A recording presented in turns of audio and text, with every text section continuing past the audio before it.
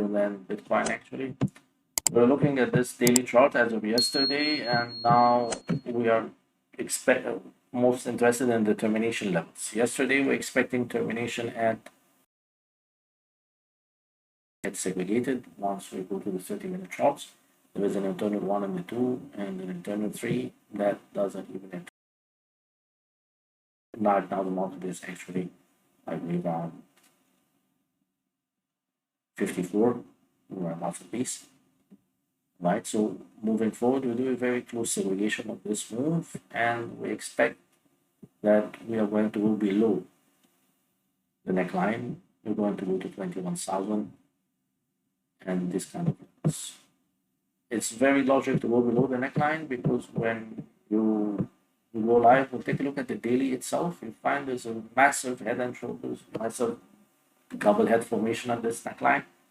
You can go below the neckline, and then we have a shoulder at the neckline level, and the market corrects and move higher. So we're looking really at 21 levels. There's going to be very strong bearish market in all the crypto assets, so you can expect to go below the neckline. All right, let's take now. This is very easy to segregate. Let's take a look at the last growth wave on the market. This is just on that 30-minute chart. There has been, of course, a correction here and a B and a C. We're not bothered with what's going on top. Nothing should move now above that neckline. We were just looking at this at 74. On the daily, we said the market couldn't rise above 74 over here. Okay, so internally it does segregate into 1, 2, internal 1, 2, internal 3. We're just doing that 4. Should reject below level 1. Expects entry is $61. Really? What we're going to show on the 30-minute chart as we move on, this is also a cycle 3. You can just sell the market with a stop at 75, should take you to 21, should take you to 20. It even takes you to 37, the neckline. But in reality, again, going into the weekend, we expect gap accumulation. Gap accumulation means you're going to have a flash crash, and that flash crash takes you to... Right, so this is again a degree cycle 3. We're still 15-minute chart here. We are, of course, bouncing out of support 1, going to pivot 1, and now we know we cannot really rise above that level 1. Right? We're doing the correction 4. This correction 4 is doing an ending diagonal. Level 1 really takes you even to 63.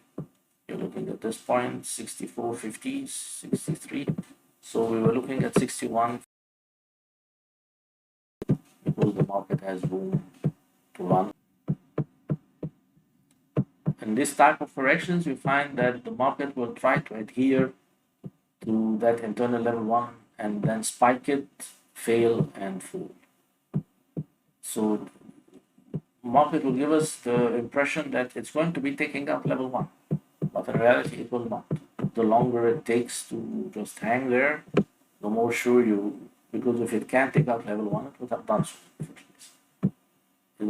We don't need all this time. So the longer it takes to hang on these levels, you can see it just moving in below this, can even spike higher.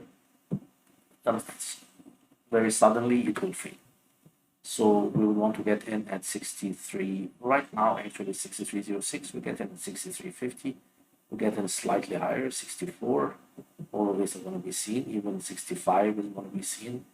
We would test that higher degree level 1, which is 68. It's possible we have something wrong with the count. It's very possible that this is really after that level 3 here, you're getting a level